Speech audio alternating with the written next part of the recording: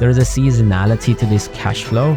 So it's important that, you have a dedicated bank account that you manage all the inflows and outflows through. And I always start every investment property with what I call it is the fuel money of $5,000. So I'll leave that $5,000 in that account as a fuel money, and I'll say, well, this is the fuel that this property needs for it to become self-sufficient over a year or two. Okay, if you're smart enough, you'll leave that buffer there for at least 2 years and then pull that money out if your property is positive cash flow, right? But you need that fuel money. A lot of people don't do that, and then when these big bills come in and while their life is happening, they feel a lot of stress because they have not kept this money aside.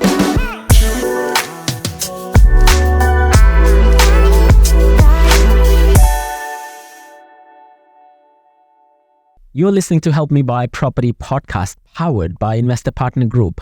We help improve lifestyles by building scalable and sustainable generational wealth and passive income streams. We do this via our ecosystem that is a one-stop shop to all property investment needs, from evidence-based, data-driven buyers agency, industry-renowned portfolio reviews and property strategies, property development with and for clients, tax, SMSF, business structures advisory, and cash flow real estate. Everything we do is to help people achieve financial independence and not just basic financial freedom by using property as a tool and as a medium. Presently, we've launched Australian Property Academy, where we are training and teaching buyers agents, property advisors, property strategic partners, and secrets to finding investor-grade properties to astute investors. Connect now to experience it yourself, or drop in a line below at info@helpmebuy.com.au to get more information. Be kind and happy investing. Today's topic is, how do you go around managing your first investment property? Now, people are always confused, especially like first-time investors, when they are coming in and buying their first investment property. There is a lot of jitters, there is a lot of confusions, there is a lot of things that they don't know. It's the scare and the unknown that basically gets them these goosebumps or, these frights at night. So we are going to go down in a lot more detail about what are the key things that you need to know in the realms of property investing, and what do you need to watch out for? What are the blind spots? Now, before we open up the floor, let me introduce my co-host, Miss Cheryl. Drum roll.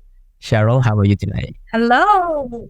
Hi. I'm amazing, Moss, and cool topic as always. We love that we can guide, and admittedly, I wish I'd listened to a podcast like this when I first started in investing, because it's a daunting path to go on, and you sort of go, there's so much information out there. So let's try to simplify things. I think that's something that we really want to highlight here, is not to make things more overwhelming, but more so maybe give our audience who are looking to buy their first investment property a bit of a step by step, which step to take first and the next step. And then if you're able to follow that, you should be able to at least guide you in the right path 100%. to the next step. We want to give you a bit of a plan Definitely. in place. And talk a bit about the assumptions as well, Cheryl. We are not going down the path of what are we not talking on this podcast? Okay, we're not talking about what you're having for dinner tonight. We're not talking. No, we're definitely not talking. So we've spoken about whether you should rent first or buy your home, first home first, things like that. We've talked about that in a different episode. So if you're sort of tossing that up, please go and have a look at our previous episodes and consider whether buying your first home using the first homeowners grant or rent vesting is the best option for you to begin with. But we're making assumptions like you may have already purchased your own property, and this is your first step into the realms of your first property investment. Or you haven't bought in your first property, and this is the path that you're taking. You're going down the path of rent vesting, and this is your first property, which is an investment property. So either or is true and fair in this circumstance. I think that's a good segue. So I think the first and the foremost, and I agree, I think I resonate with what you said. It would be so cool for someone to basically call this out in a lot more detail. When we were buying our first properties, I remember at 21, there was no YouTube, there was no podcast at that time, and there was not a lot of information readily available. And it was the blind following the blind, and you would find someone who has done this bit before, maybe once, and you go around, chasing them and asking them all of these silly and stupid questions, and they tell you stuff, but they don't tell you everything, and then you make a lot of mistakes along the way. And so yes, and I have so many. And you think about it. Sorry to interrupt, because I have a flashback now. This is almost 20 years ago. That's how. Oh my goodness. Oh, we are. That I thought like purchasing an apartment because it was the thing that I could afford was the right thing. It turned out fine, but I look at it now and go, no, that wouldn't be what I'd advise someone.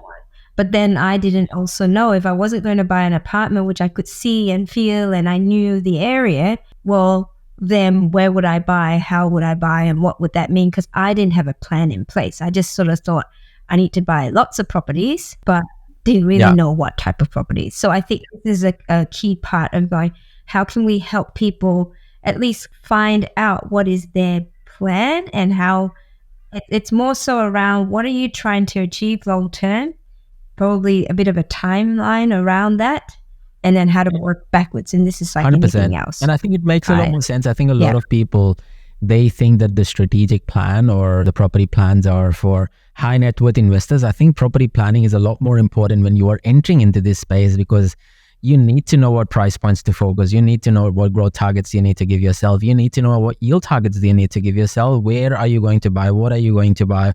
What type of properties, etc. So I think the true value for people investing into a plan or getting a plan in place, and I'm not talking about financial planners and financial advisors, and no disrespect to you guys, but those are not the people who would you reach out to. You would reach out to typically people who are qualified property investment specialists, or people who have been in this space, working through the plan. Or if you're a data person and a numbers person, for you to basically call that out for yourself is quite important too. That, okay, this is what my financial life looks like. These are the decisions that I make every year on an ongoing basis. These are the highs and the lows. This is the money coming in, money going out. And what decisions can I make around these key life decisions that is going to help me, get to my financial net wealth target or passive income target. So really important. Yeah. I was going to point out that what you mentioned about the financial plan, this is not a financial plan per se. And I actually went down this path when we were in our early 20s, my husband and I, even before we got married. I sort of thought, we're going to get a financial plan in place. It's going to be fantastic. We'll be retired by 40 and 40 now, not necessarily retired. But my misunderstanding was I thought my financial planner was going to give me a plan. He didn't really, right? And we actually have good financial planner, but financial planners they don't necessarily have the ability to advise you on property because it's not considered a financial product.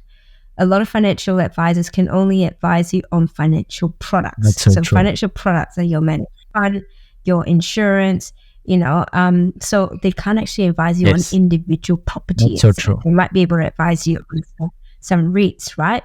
So if you're looking at building a healthy property portfolio, your financial planner can't actually advise you on that unless they have their own separate sort of property investment advising sort of skills and all of that, right? But a financial planner who might advise you about insurances and your usually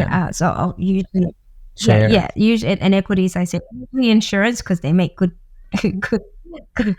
cost out of insurance, right? The first thing they want to sell you is your life insurance and all that. They are essential, but don't feel like financial planners are the path to necessarily go down if you want to build a healthy and a sustainable property portfolio. Okay, just want to knock that out because we that was the mistake that we made. A lot of people make that mistake. A lot of people make that mistake. I see a lot of people coming and talking to me who have gone down that route of getting a financial plan, and they think that financial plan is an investment plan which entails property, but it's not really the case. And so it's important to have a property plan in place, and making sure also that you're talking to a tax advisor or an accountant that can advise you on the various type of structures. One of the key things that first-time property investors gets wrong is the mortgage strategy and the structure strategy, completely, because they go out to a mortgage broker who is a friend of a friend, and, they have started their mortgage. They're writing their, maybe the first loan or the second loan or the fifth loan, and they don't really know, and they have never been an astute investor themselves. And so they go down the path of acquiring all their investment properties in their personal names without thinking about structures and how do you set yourself properly. How do you have a mortgage strategy in place that goes hand in hand with a property plan? How do you speak to your accountant? If you are running a business or an ABN on the side as a sole trader, how do you leverage access to debt in a way that, you can supercharge your property investment journey? A lot of this basically is dictated by these three things: the property plan, your accountant, and your mortgage strategy coming in together. Yeah. Don't get yourself taken on a ride by property spookers, so-called property investment advisors, or buyer's agents who are selling house and land packages or off-the-plan properties or apartments. Get yourself a copy of this book called The Millennial's Guide to Property Investing. This book is not just for millennials. The title suggests, but it's actually the most advanced way of investing in property. This book will relate to your clients, your colleagues, and other business owners. There are so many property spookers out there who have come out of the woodwork over the last 3 to 5 years. And there is so much misinformation out there that I had to write a book about all the F-ups that people can actually avoid in order to be super successful in the property investment journey. Some of these are really easy to identify, but they are so costly to fix once these mistakes are made. So it's a short book. It's easy to read. It has a lot of stories. It has a lot of examples, and it is a true guide for people who wants to do it themselves. My name is Moxin Reza. This is my story, and a lot of you will relate to parts of this story if you're not born in the riches and if you're trying to build a property portfolio that can last generations and help you improve your lifestyle along the way. So I give you a chance to come out there and have a read. Be kind, stay safe, keep smiling, keep investing, and please do check out the book.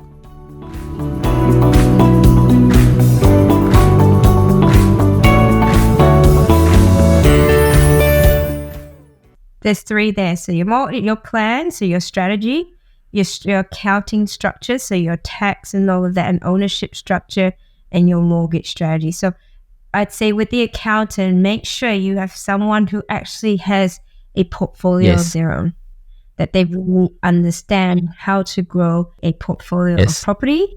And it's a someone who is actually, who knows that space, right? Not just any accountant, not one that just does your tax return. That's not the type of person. And take your time to find the right person. 100%. It's okay. It's not a rush. There's no FOMO involved here, because it makes a huge, 100%. And even so, mortgage brokers, right? I think they are not the first cab of the rank, right? Yeah, absolutely. You need an astute mortgage broker, right? The mortgage broker is not going to tell you. They'll basically depend on you, and the accountant is going to depend on you, telling them, how much do you want to spend on buying a property? And, what type of properties are you looking for? They are not there to advise you on that. So it becomes a really, like I always say, chicken and egg story, where people coming in from mortgage brokers, and again, no disrespect to accountants and mortgage brokers, but that's not their niche. Of course, they don't know, right, as to which direction are you going to take or where you're going to go. Their duty of care is comparing various different products while keeping everything the same. And so if you tell them that I'm going to buy a property for $550,000, they'll provide you 3 different products and be like, okay, if you buy this product, this is the interest rate, and that is the interest rate, and this is the bank, and that's where they play. Majority of the mortgage brokers, they don't go around setting up a mortgage strategy unless they know your property plan. They would not be able to reiterate back to you that, hey, this property plan actually works as a mortgage strategy for you. Yeah, and to be able to go, not just look at your first property that you're purchasing. It's going, right, in a few more years. I mean, this is also self-serving for them. If they know they're going to buy more properties, right, they want to set you up so that you are going to be able to 100%. leverage, whether it's your serviceability or some sort of 100%. financing, right? So understand your plan, structures, and your mortgage strategy. Then how do we find the right property? Yeah, look, I mean, typically, you have whole episodes around finding the right property and the secrets of finding right properties and the due diligence and the demand and supply. So I'll always defer back for people to go back and listen to some of those episodes that we covered in season 1.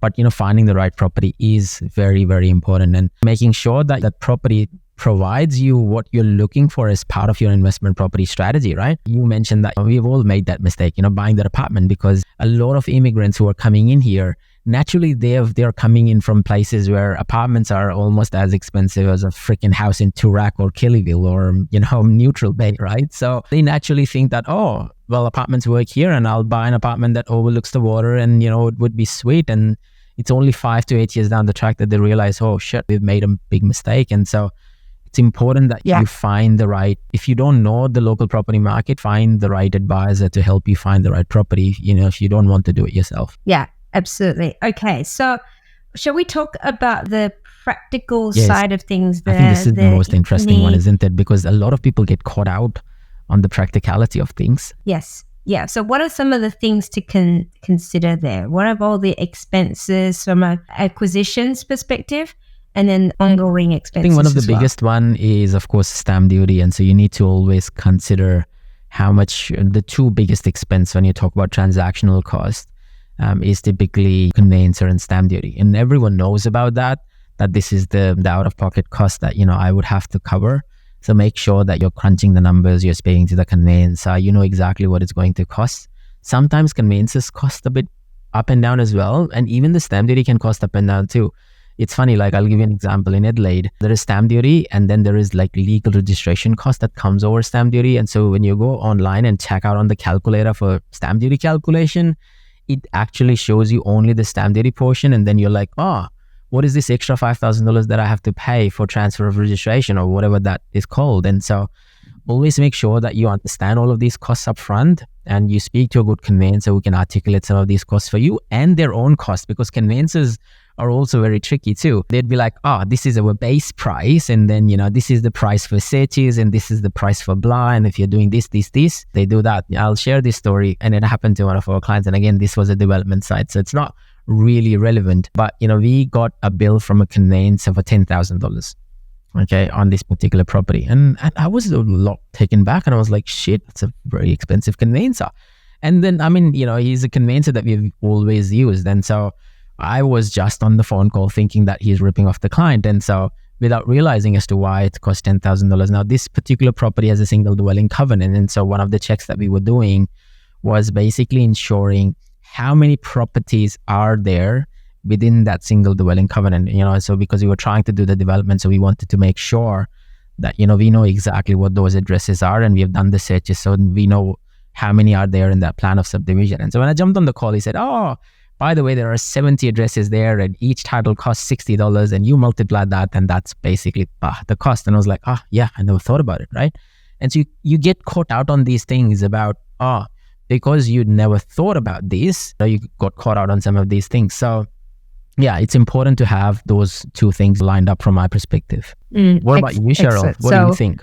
What key things comes to your mind when you talk about out-of-pocket expenses when it comes to buying your first investment property? Well, at the very start, yes, it's the stamp duty, your acquisitions cost. Then I think around, well, if it's a property that I'm purchasing, we're going to need insurances. So your home and contents insurance, landlord's insurances. So, and then depreciation. So if you haven't heard of depreciation, I think we might have covered this elsewhere.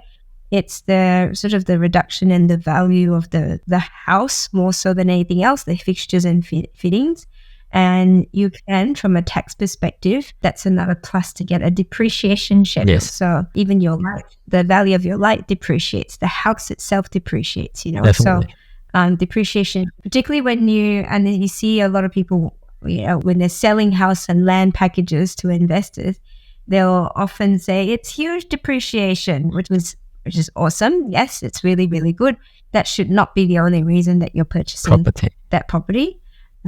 But it is something that you should consider there. Your insurances, your depreciation. And then obviously the next part is making sure that you've got a good property manager in place that maximize the returns on your property. It's not just around any property manager, just like anyone else we've spoken about. Find someone who really understands what needs to be done to maximize the returns on your 100%. Investment.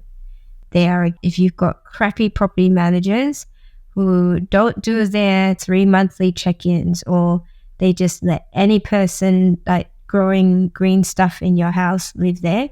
It happens, right? Yes.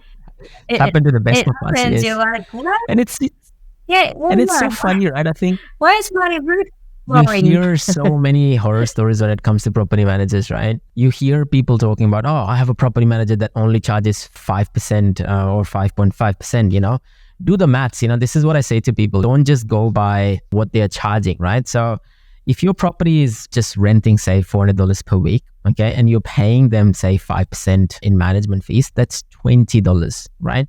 $20 is typically in today's time half an hour worth of their effort per week, right? Think about it that way. And so in reality, for their business model to work, they can only contribute to 2 hours worth of work a month towards you. And if you are a chatterbox like Cheryl is, and you're talking to them for 2 hours or over their phone, that's it. It's done. Any more time that they spend on their property, it's a loss-making business for them, right? So you need to think about some of their business model and typically how it works, right? And so if your property is a high maintenance property, if your property is in an area where, you need a lot of making sure that the tenants are right, and you're buying in a low socioeconomic conditions or low gentrified areas, you need to have a property manager who is proactive. You need a property manager who is not going to, and then, if you get these property managers who are sitting at a 5% property management, for example, then they'll put a lot of these markups on, all these repairs and maintenance that come through. I'll share this interesting story, and this just happened quite recently. And so I was one client who bought a property with us using our buyer's agency. And I think in the first 6 months, property was great, just little bits and bobs of the ongoing repairs and maintenance that comes through, nothing major. And so, positively geared, sitting at 7% yield. He calls me, I think about maybe 2 months ago, where he said, Moss, I have a bill for $10,000 to my property. And I was like, what? $10,000? And he's like, yeah. I was like, can you send me the code? And he's like, okay. And so we have a Slack channel. And so he shared the code. And I looked at the code, and it said whole bathroom renovation. And I was like, well, that's odd. Like, why would this property needs a whole bathroom renovation? I'm pretty sure that the bathroom was in a very respectable condition when we did the building and pest inspection. So I went in and checked, and that was the case. So it was quite weird and surprising. And he's a first-time investor, so of course he panicked, And as a first-time investor, you're dependent on your advisors to provide you the right advice, right? And so if they are saying that this is what it's required for them to do, then so be it, right? And so he was basically getting ready to pay for that $10,000 bill. And this is what I did. I jumped onto the call, and I called the person who gave the quote, and I said, so explain to me what the issue is. And he's like, oh, I think the water is receding back, through the bathroom into the back wall. And so I asked him, is the water gushing? And he's like, no, it wasn't gushing. Was there a major leak? And it's like, no, it wasn't a major leak. I was like, oh, so it's a seal issue. So probably, the seal have been worn out, and you just have to reseal the bathroom. He's like, yeah, potentially. And I was like, so that's what you should have quoted. You're asking for a whole bathroom renovation. He's like, oh, but it looks so dated. And so I thought, might as well, a good bathroom renovation would do a lot of justice. Mind you, this is a $340,000 property, right? And I was like, why on earth would you suggest a whole bathroom renovation? Like, it just doesn't make any sense. And he's like, oh, you need to go and talk to the property manager because, I manage a relationship with them. And so you can see as to where the conversation is going, right? It's the property manager spending 2 minutes of their time, not even 2 minutes, just forwarding whatever the code is without even realizing what this code was. It was a $250 job that he would have paid $10,000 because he did not know, and because he did not have a property manager who was in his side. So the contractor was the one that was saying, oh, I think he needs a whole bathroom renovation. Yeah. And it's an interstate investor. And they wrote no. Yeah. And the property manager spent 2 ticks on it, right? Yeah. They didn't care. Like, they were like, oh, I'll get a new bathroom out of this. And so the investor can pay. Yeah. So it does not really matter, right? So again, if you had a good property manager, he went down the path of selecting his own property manager. And that was my place in saying, I told you so. You don't just go with a cheap property manager. You need to make sure that you go with a property manager that is on your side, that has your interest, and it treats the property with respect and care and love like one of your own property, right? So yeah, very important. Yeah, that's another episode on its own, Moss, I 100%. reckon. 100%. Moving on, let's go to the next one. I'll share this time. I think one of the things that gets caught out to a lot of people are the setup costs. So the loan setup costs, the LMIs, especially they're coming in, while the broker might have mentioned them to you, they don't really show up till the settlement. And so you actually forget as to how big sometimes they can be. Especially like if you're a first-time investor and you are shy on cash and you don't have a lot of cash available to yourself, the setup cost and LMI cost or valuation cost could be a big step change if you're putting money aside at the very end. So it could be a shock in the game as well. So you need to ask some of these questions up front rather than waiting for that statement of information coming to you at the very end, where the conveyancer says, hey, you need to deposit X amount of money and you have only 2 days to deposit that money, and be like, where do I get this money from now? It's too late now. So yeah. Yeah. LMI is your lender's mortgage insurance. And so, it's good that you put in as little money as possible into your investment properties. However, be understanding that anything less than 20% of deposit generally may incur a lender's mortgage insurance. So just be aware of that. It is an expense which may, you just have to weigh it up as to whether that's worth it for you or not. Generally, it is tax deductible, but ask your accountant. Again, all the disclaimers, ask your accountant, ask your advisors. All right, but just be aware of that so it's not a surprise to you. And the loan setup costs that you said, don't necessarily go for the simplest loan. When I say the simplest loan is typically you are a principal and interest loan and you pay off, anything that you pay goes into your principal. You actually want to be looking at structuring your loans a little bit different so that you don't necessarily have to pay off the principal straight away. You might put that money into an offset account, for 100%. example, or you might put the extra money into reducing your PPOR, your principal place of residence, instead, and maximize the interest only as much as possible. That in itself is its own little strategy for next another episode. Yes. Oh, so many episodes coming out of this. Yes, 100%. What else, Cheryl? What else do you think are some of the key things that are straight out of pocket when you're buying your first investment property? Yeah, going back to sort of the pre-purchase as well, it's a very sound step to make is to get your building and pest inspection done. What does a building and pest inspection do? It does identify, particularly if you're buying older properties, but not even older properties, there's some things that you can't even see. There might be issues, like you said before, in that scenario where you're looking at a building and pest inspector will identify certain building defects or issues with plumbing or issues where there are major cracks in the wall or that might indicate foundation issues, leakage, mold, that sort of thing. You might have pest issues like termites, right? You don't want termites in your house because they will literally eat you out of house and home and are very, very expensive to rectify. Yeah. And insurance is sometimes don't cover them as well. So yeah. Yeah, okay. Yeah. Insurance doesn't cover annoying termites, so you don't want it. So when you're doing that and all going well, they don't raise anything before you purchase. So this is generally something that you want to do in the time that you're before you go unconditional, so you can identify any issues. However, if they do find significant issues or they do find even minor issues, then gives you an opportunity to potentially either have the vendor rectify it or, even better, a reduction in price. Definitely. As well 100%.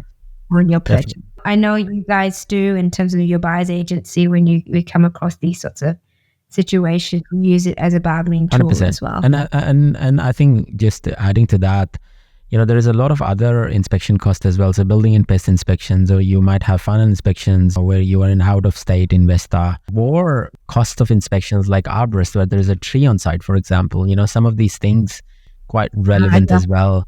When you are thinking about some of these extra costs that you might have, understand that the building and pest inspector sometimes in some states only covers structural inspection. So you might have to get a plumbing inspection or a pool inspection separately.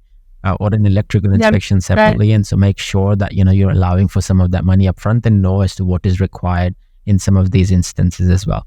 Okay. Yeah, I think what will be really helpful, and this might be for another time, unless we can attach something to this episode. where we can sort of break down, like if you were able to, you purchasing a property, a certain percentage towards your stamp duty, a certain percentage towards your purchasing costs, a certain percentage towards what, whether it's 2% towards all these other, and I think it'll give people an idea going, all right, well, how much is it actually going to cost me to purchase? Because we often just say, all right, it's 450,000. I only need to put down 10% deposit and stamp duty, and that's it. Yeah. And I know often when we're purchasing our first investment, we're pretty tight anyhow. Yes. So if we're able to budget it out, or at least say, this is our budget, at least I know how to negotiate so that I can ensure that I have enough.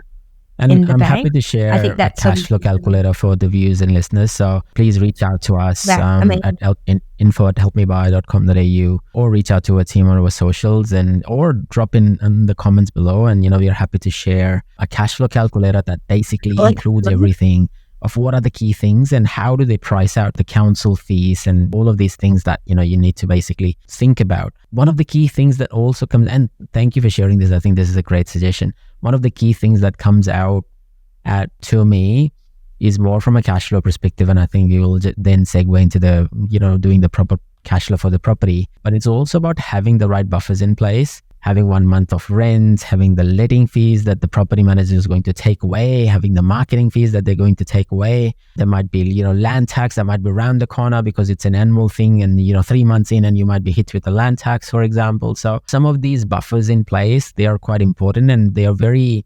personalized in where you are and what type of properties that you're buying and what type of structure that you're buying some of these things into. So it's important to know about some of these things too. Allowing for a bit of repairs and maintenance on the side, having a bit of rental buffer on the side.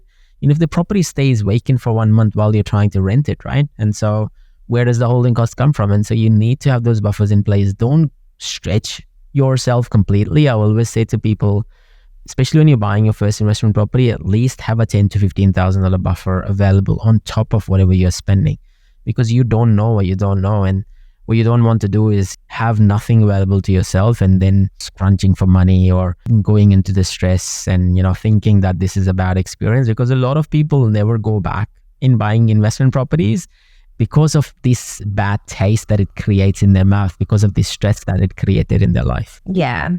And it doesn't need to be, right? But obviously if it's your first foray, and your first foray, you're going to make all sorts of mistakes and learnings along the way.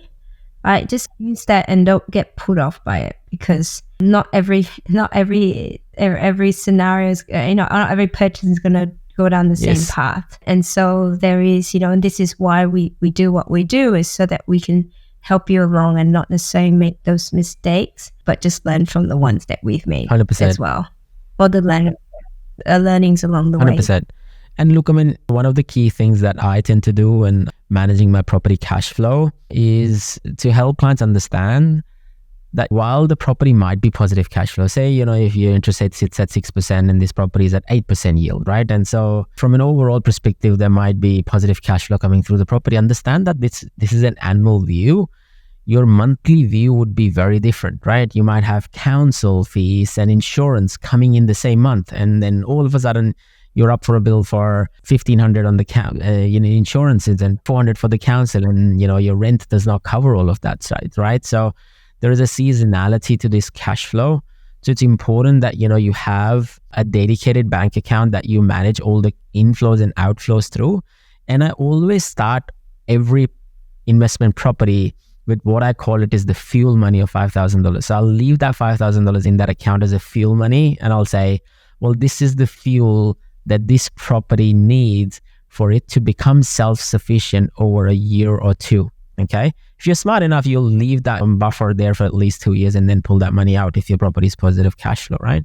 But you need that fuel money. A lot of people don't do that. And then when these big bills come in and while their life is happening, they feel a lot of stress because they have not kept this money aside. There's a massive property cash flow or proper cash flow that they need to think about when they are going into this direction of buying the first investment property. Yeah, absolutely.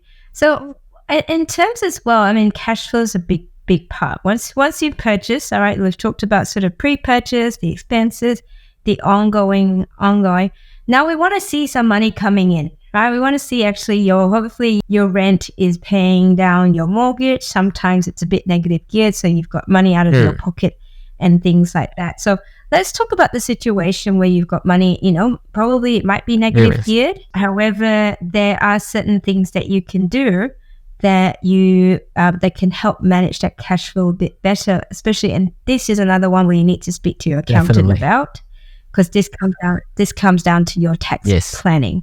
So Moss, you're probably more eloquent at explaining it than I am. Look, the first and the foremost is when you're talking about negative gearing and properties that are costing you money to hold, there is tax variations that you can do to manage your cash flows, right? So instead of you paying a higher tax rate and then claiming this at the end of the year, what you could typically do, especially if you're a PAYG income earner, you can basically vary your tax rate, based on the effective tax rate calculations. And so that is where you would have to work with someone in your payroll and, get the accountant to basically do the paperwork and apply that to the ATO and get that letter to go back to your payroll lady. And then that HR or payroll person within the company can basically change your tax rate. And so, for example, if you're an effective tax rate of, say, 40% or 35%, that tax rate could drop to 30%, and that extra 5% would start coming in as income through your, normal payroll on a fortnightly basis.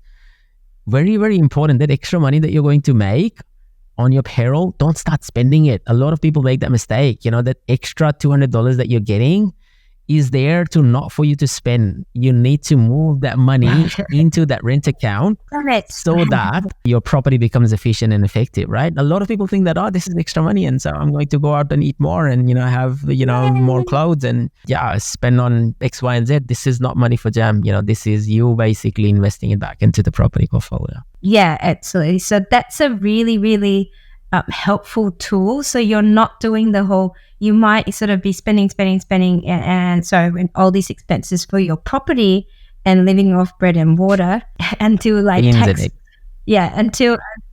Maggie noodles until tax time, and you get a huge tax return, which is awesome. That's what you want. But you find that, we talked about negative gearing before. You don't want to be doing too much of that, because that really restricts how much you'll be able to borrow. It restricts your spending capacity and so on and so forth. But if you do have to go down that path, look at and speak to your accountant about doing a tax variation so it doesn't impact your cash flow as much. A bit more. On top of that, look, it's important to have a bit of financial discipline, to manage your property, right? So a lot of first-time investors, because they are absorbing so much media, they think that this is a walk in the park, and buying the property is you're going to put the tenants in and everything would be hunky-dory and the world will keep spinning, and there would be a money bank in the backyard and a money tree which they can shake, and then the money would start flowing through. That's never the case, right? Especially when you're buying your first property. And so you need to have that financial discipline in place where you are effectively using your offset account a lot better, managing your buffers a lot better, having proper saving regimes. And we can go a bit more into some of these details as well. Yeah, absolutely. And one of the, so many of you will be familiar with the Barefoot Investor. So when we talk about the buckets, everyone, if you've heard of buckets, then you know what we're talking about. If you haven't heard of buckets, look into it. But effectively, it's the crux of it is you've probably heard of it. Every time you make income, put 10% towards charity or pay yourself first and have some savings. Effectively, that's it. If you come into, and this is whether it's for your personal, your personal income, even business income. I have buckets for my businesses. Where you are putting money away for your savings. You might have given yourself an allowance, for example.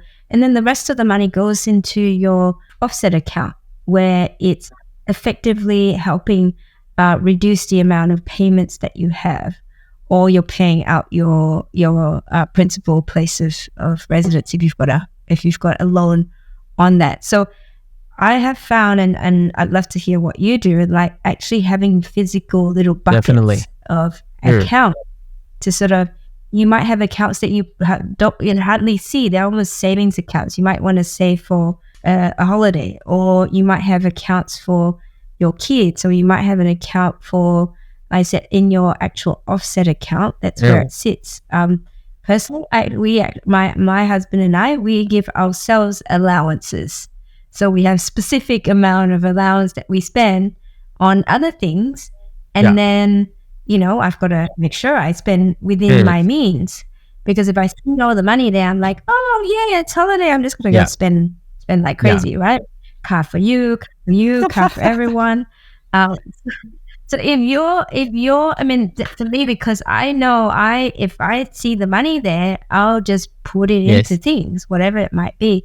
And so it's finding what works for you to help you be disciplined in your spending. It doesn't mean that you need to restrict your lifestyle per se.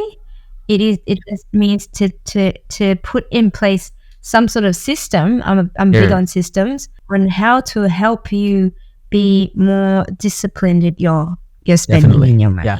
And I think you make all of these points are quite relevant for a lot of people, right? Most of the people that I speak to, they've never heard about budgets. They don't know what their spending patterns look like. They don't know the difference between a discretionary or non-discretionary expense. So, a discretionary expense is something that you have discretion to, going out and having a meal or ordering a pizza. Non-discretionary expenses like bills and insurances and car regos. Friday night is pizza night. It's non-discretionary. Well, for some people, having that drink at the end of the day might be non-discretionary, right? So what's the definition of discretionary and non-discretionary as well? The first car might be non-discretionary, but the second car might be discretionary, right? So, having that, knowing what levers to pull and how do you manage those levers is very, very important when it comes to building a successful property portfolio. Like, I think a lot of people think that, and this is so much of media providing like over information. And you see a lot of Facebook ads where people are like, I'll help you build a $10 million property portfolio in 2 years. And, you just need 5 properties to retire. And, there's so much like fad and sham out there. Like, people think that, it's so easy to do. And I always say to people, no, there needs to be a strategy in place. There needs to be proper financial acumen in place. And I've seen people who are on good income and they think that this is their lifestyle. And so they're like, oh, why is this property costing me money? I thought it was never supposed to cost me money. No, you're going to buy the third and the fourth property. Of course, you are at 105% LVR now. You're not at 80% LVR because now this is not a genuine saving anymore. So you need to leave money aside, because even if this property is at 6 or 7% rental yield, this property is still costing you money. And so how do you make sure that you are effectively managing your financing well? I think one of the key things that was a learning for my own self was a lot of people, and this is banks doing typically, right? They say, oh, do all your saving in an offset account and make sure that, your salary comes in the offset account and you leave all of that money in an offset account. You're saving interest in an offset account. I call it as a lot of BS, because technically, you should never use your offset account as an operating account. Any money that goes into the operating in an offset account should stay in an offset account. And that money should typically be used for investments, whether you're doing redraws or refinances. And a lot of people, because they don't have that level of detail of how much money is going out and how much money is going in, typically what they start using is they start using offset account as a trading account, and they start bleeding this money. And you don't see that bleed because it's only $300 a month or $200 a month. But when you add that over 4 years or 5 years, it's a lot of money. They eat away like $30,000 or $40,000. I asked these questions. I was talking to this first-time investor, and we were going through this financial strategy session with them, and they said, oh, we save X amount of money. And I was like, oh, okay. So I did the math, and I was like, well, technically you've been saving for the past 2 years. And you are saying that you are saving $5,000 a month. So if I do my maths, that's a lot of money. $5,000 a month over 12 months, over 5 years. It's almost $300,000, right? And so why does your account only have $150? And so where did the $150 go? And they're like, yeah, no. I know. So easy to spend when you see the money there, and it's because they're large. Say you've got a fairly, you might have 6 figures in that offset account. It's so easy to spend $20, $50, $100, $1,000 because you don't actually see the account really moving that much. Yeah. And that's why, giving, and what I say, what works for me is like I have a pretty tight allowance from a fortnightly basis. So I know, because there's not a lot of dollars in there. There's not like, 6 or 7 figures in there, which will allow you to spend like crazy. Oh, and I don't have a credit card. No credit card. And again, it's all about your own financial discipline, right? It comes down to that. I've seen people using credit card in the best way, shape, or form. I personally use a lot of credit card, but make sure that you get into that financial rhythm of using that credit card respectfully and logically, right? And one thing that I do quite religiously is, I don't have access to any offset accounts. I make sure that there is no debit cards attached to any of my offset accounts. I make sure that I don't remember my passwords for offset accounts, and I need to go and look for that password.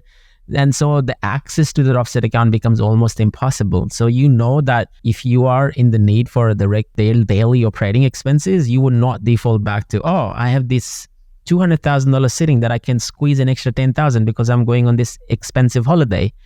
That money is not for that. It's your discretionary expenses. You need to figure out and have a budget in place. It's very, very important about some of these things. Yeah, absolutely. So moving on from there, what are the other things that we need to be talking about? We talked about sort of the cash flow impacts, monitoring our investment portfolio. What does that mean? Does that mean that, when are we ready to leverage that property to purchase again? Because ultimately, we want to be able to go, all right, not just stop at number one. When can I purchase the next one? The next two? One of the things that I've realized with a lot of people is that they are overly self-contained when it comes to financial decision making, right? And so they hate debt. And so every time they acquire a property, they go hard and just pay down the debt as fast as possible. It's not a bad thing. It's a good thing. But what they are doing is they are basically taking the eye off the ball. The idea of the property investment is to catch growth and improve lifestyle. The idea is not to pay down the debt using your own disposable income, right? That's not the whole game. The game is that your property needs to grow in value so that you can use that equity to grow your property portfolio. And so the monitoring and the proactive nature of property investment portfolio monitoring is about making sure that if you've bought a dud and if you're doing it yourself, then make sure that you're moving on and, changing this asset as soon as possible. This opportunity cost of not doing anything in the property space or the property investment space is massive. You could buy a property for $400,000 and it does not do anything for 5 years. You've lost that extra $200,000 or $300,000 worth of growth that might have come in certain markets that, you have basically not given yourself permission to receive because of you not being proactive. So it's important to understand that while the financial acumen is great, the financial decision-making is great, and, having the discipline is awesome, the idea is not to use your disposable income to pay down the debt. The idea is to still create wealth for yourself and think about it more holistically. Yeah. And that's when, again, if you top of where your portfolio is at and you're checking in on its growth, Moss is growing at the same time. We're just, as I'm talking about growth, I'm like, rise, Moss, rise. This is how we expand our portfolio. It's so funny. And look at those who are spending money on stand-up desks. That's what he's saying. It's a non-discretionary expense, Cheryl. It's not a discretionary. Yes, I believe that is true. Look at how consistently you are reviewing your property portfolios so that you can leverage again and purchase again. And then it looks all the way back. You have a plan, look at your plan, speak to your accountant, speak to your mortgage broker, what structure you buy. And then basically it's following the steps that we spoke about all the way through. I'm sure you've got a checklist of some sort. So I'm sort of conscious we've covered a whole lot today. Let's start to pull it together and go, what are the final wise words to pull this all together? From my perspective, don't be caught out on some of these things when you talk about out-of-pocket expenses. Make sure that you have a plan in place. Make sure that you have a financial discipline in place, and ultimately bringing it together through the proactive nature of property monitoring. So it's all of this basically coming in together to help you. It's not just about the next property, it's about the property after that and the property after that. And all of these steps that we have talked about today is not going to help you with this purchase. It's also about the next purchase that is going to come through following this purchase. What about you, Cheryl? Yeah. Well, again, it's making sure that you don't overcomplicate things. Like follow the system. As we talked about, use your cash flow, use the right tools, use the resources around you to help you move forward. Don't feel like you need to learn it all yourself. If you need to leverage the experts or people more experienced advisors at the very beginning, make sure you take advantage of that. You don't have to, it saves you so much time and even money to get someone to help mentor you to begin with. Take action. Don't be paralyzed by, what do they call it? Paralysis analysis. Yeah, because that is going to cost you. The property market is not going backwards. It is going forward. All in the long run, it goes forward. So take action, start early, and don't make brash decisions. Speak to people that have done it, not just people who are at your barbecue going, oh no, I don't think we should be doing that, and they're not in the position to do it. So yeah, get the right people around you. We talked about 18. So I hope some of this has really helped you create a little bit of a system around your purchasing as well. And a bit of guidance around the next steps to take. Like a true astute investor. Golden words from Cheryl. I think I learned from the best. Thank you very much. Look, I mean, if you have anything that we haven't covered today, please feel free to drop it into the comments and send any questions. If you are looking for that checklist that we talked about in relation to knowing what sort of out-of-pocket expenses do you need to look out for in the cash flow, reach out to my team. And for info@helpmebuy.com.au, and we are happy to provide a lot of this information. Be kind, stay safe, keep investing, keep smiling. This is Cheryl and Moss checking out. Adios. Ciao. Bye-bye.